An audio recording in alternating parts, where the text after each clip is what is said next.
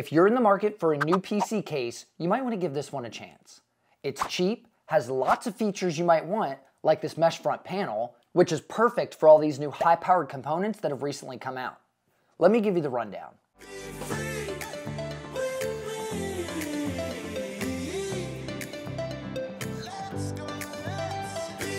Hey YouTube, I'm Danny, welcome to Danny's Tech Channel. You are looking at one of Fractal Design's newest entry-level cases, the Focus 2. This case is a follow-up to their widely popular Focus G, which debuted in 2017. Fractal's claim to fame with this case is a straightforward design leveraging great airflow.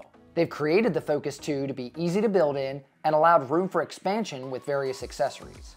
The Focus 2 comes in 5 models. There is the RGB version, which I have here, and that comes in either black or white. They have the non-RGB version, which also comes in black or white, and both of those versions have clear side glass panels so you can see all your components.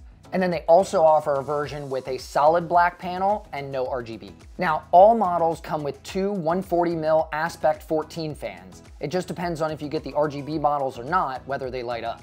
The price is really the highlight of this case.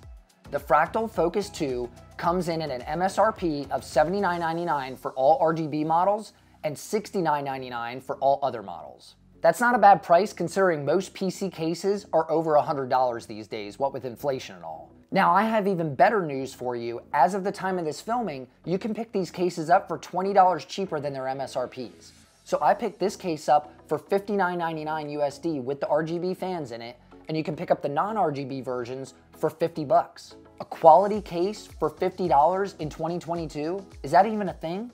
Now I want to take you for a walk around the case real quick, and then I'll give you my build notes, which will give you some insight as to whether you want this case or not. It's kind of my full review, you know. First off, the side glass is removed by loosening 2 captive thumb screws on the rear end of the case, and then you just pull the side glass back towards the rear and hinge it outwards, and then you just lift away. It's pretty simplistic, and the captive thumb screws are a nice touch, especially in this price range. Looking from the view window side, you can fit ATX, micro ATX, or ITX motherboards. There is cable pass-through channels along the entire top and the entire right side of the motherboard, so you really don't have to pick and choose where you want to feed your cables through. It just has unlimited space, basically. The bottom does have a very small cutout compared to the side and the top, but it also has the power supply pass-through for the cables, so you could use that as well like I did. All the PCI slot covers are removable with thumb screws as well. They're a little tight, so I had to use a screwdriver to get mine off. The bottom area does not have a covered power supply shroud. It just has a little bar that's attached to the front glass. It's nice for airflow, but if you want to hide any power supply cables, good luck. The bottom section also has a nice little triangle design for airflow to the power supply with a dust filter that removes from the rear. There's 4 rubber feet as well for the power supply to sit on, just for the cushioning and the space gap. It also has 4 tracks at the bottom for hard drive expansion, but that costs extra, and with the price of M.2s these days, who needs it anyways? Let's talk about the fan mounting locations. The rear section here can only fit a 120mm fan. 140s will not fit, so if you're thinking about using one, it's just a 120. The top fans can either be 2 120mm fans or 2 140mm fans, and then the front is pretty much the same way except for 3 120s. You can fit 3 120mm or the 2 140s that come with the case. I suggest you leave the 140s since you're paying for them anyways, you might as well use them. They're actually pretty good fans. For radiator support, it's actually pretty impressive. You can fit a 120mm radiator at the back, you can fit a 240mm up top, or you can fit a 240, a 280, or a 360mm at the front. And the fans can either go in front of the case, behind the mesh panel, or they can go inside the case, or you can do a combination of both.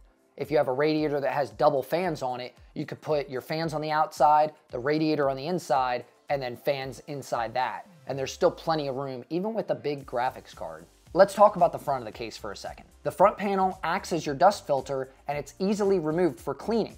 All you have to do is put your fingers underneath the channel in the front and pull outwards on the panel. You do have to give it a little bit of force, but don't be scared. You're most likely not gonna break it. Underneath this is 2 aspect 14 fans. You have the RGB variants and the non-RGB variants. My model has the RGBs. There's also 2 cable pass-throughs, one at the top and one towards the middle section. The front is feeding 2 fans worth of cabling through. Each fan has a 3-pin DC header and a 5-volt addressable RGB header. Both are daisy chainable to each other, and you can integrate more fans in this way if you like. Speaking of cables, let's move over to the cable management side. It doesn't look like much, but it has a lot going on here. First thing I noticed is there's a staggered cable management space. This is very common on Fractal Design's case series these days. The measurements that I got is 3/4 of an inch on the shallow side, which is behind the motherboard tray. And then you've got about 1 inch, maybe a little bit more on the front section of it. As I said on the front, you've got cable pass-through channels along the top and all the way down the side with the small pass-through behind the power supply. This case has plenty of cable tie-down points, and you're gonna need it because of those RGB cables you're gonna have to work with. The I/O comes from the top and is fairly simple. It's got the power button, SATA power for the RGB controller, a USB 3.0 header, and your HD audio.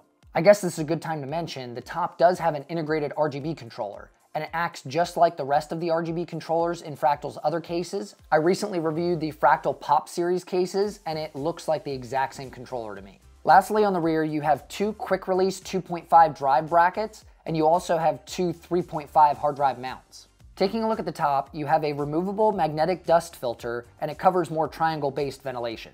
Your front panel I/O is up top, and consists of 2 USB 3.0 connectors, a separate microphone and headphone jack, the RGB control button, and a power button, which actually lights up RGB. And if you notice, there's also a USB Type-C slot. However, it's not used, and it costs $10 extra if you want to buy that feature later. Are you getting value from this video so far? If so, give it a like below and consider subscribing for more PC tech related content. Now let's talk about my build notes, and I'll give you some positives and negatives on the case. Okay, let me start on a high note and give you the positives. First of all, I love the beveled edges all throughout the case. Even though there's no rubber grommets or anything, which I guess really isn't too big of a deal, all of the sections where you pass through cables and stuff are like a beveled metal. Even at the top here where your glass goes, that's beveled as well. Speaking of fit and finish, Fractal's cases are always great fit and finish, and this case is no exception. So it doesn't matter if it's the Fractal Torrent at $230 or the Fractal Focus at $50. Their fit and finish is always top notch. The third thing I liked is the cable management is fantastic. I thought it was really easy to cable manage. If you're using this as a first time builder, you've got so many tie down points for cable ties. You've got all that extra space at the front section here for extra cables if you don't want to, mash them into the basement, which I don't suggest. And it just makes cable management a breeze. I want to talk about the RGB controller real quick because that's a feature that a lot of people might use, especially if your motherboard doesn't have an RGB header on it. So it's just one button for the entire controller, and whether you long press on it, so holding it for more than 2 seconds, that will switch you through the mode selection. And then if you press it, just individual presses, that'll change your color. So press and release. For the mode, you have static color, you have slow breathing, you have slow chasing, and then you have northern lights, or off. If you hold it for the 5th turn, you just turn it off completely. And then for the presses, it gives you a mix of colors. I kind of like how they've laid it out. You get blue and yellow, blue and purple, blue and mint, pink and pine. I don't know what that is. Yellow, purple, yellow pine, white, color cycle, freeze, slow cycle, or rainbow. So I thought it was nice. It gives you a lot of color combinations and stuff, a lot of little options of designs and shapes and whatnot, and you don't have to download a bunch of RGB software in the process. It's really easy to hook the controller up. If you want to do that, all you have to do is daisy chain those 2 front RGB fans together. They plug into each other, and then you plug them into the connector on the back of the case. It has a red cap on it from the factory. You just pull the red cap off and connect your RGB lighting to it. Last positive feature of this is there is plenty of space for GPU clearance. I mean, let me show you. Look at this thing. Look at all this extra space I've got. I have an RTX 3050 from EVGA in here. That was just a choice that I had to throw in. I didn't want to put anything huge in this. But look at all that space. I mean, it looks like I don't even need the front of the case. I mean, you could fit a ASUS Strix card in here and still have room to spare.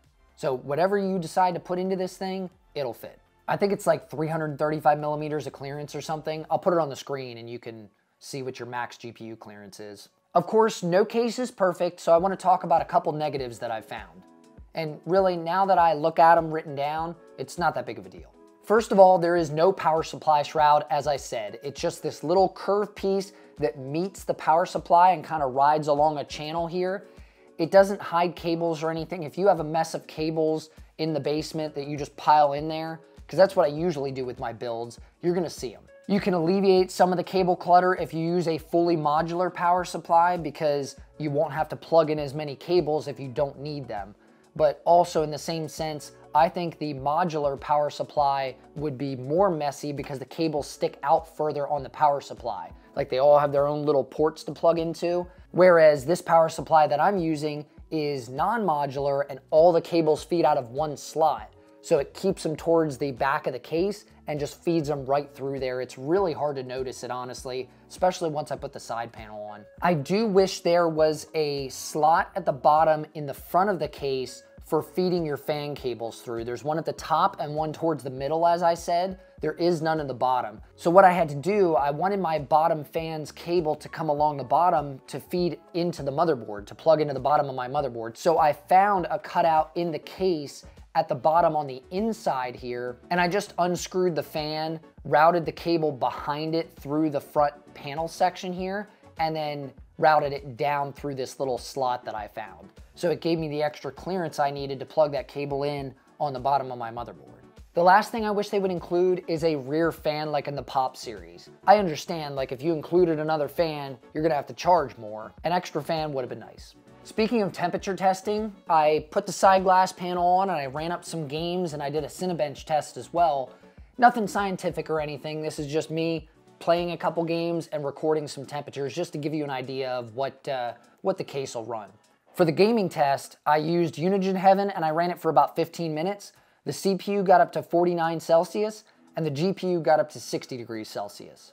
In the Cinebench loop, which pushes your CPU to 100% load on all cores, the CPU got up to 81 degrees Celsius. That doesn't have anything to do with the case. That's really just the CPU cooler not being efficient enough to cool the 5600G. I don't recommend people using that stock AMD cooler. It does the job, but as you can see, it's not the best. Okay, final thoughts. What's the verdict? The Fractal Design Focus 2 contains everything you could want in a PC case for your next build. It's got a tempered glass side panel, full mesh front, RGB fans with an included controller, and it's easy to build in. Oh, also, it starts out at 50 bucks, and the only thing you miss out on is RGB. This is yet another case from Fractal Design that I recommend. Maybe I should think about doing a partnership with them. If you're listening, Fractal, give me a call. In fact, if this is your first build, I highly recommend this case due to the amazing features that it gives you, how easy it was to build in, and of course, the price point. And if you want some more of my recommendations, you can check out these videos next. And as I always say, I'm Danny with Danny's Tech Channel, and I'll see you in the next one.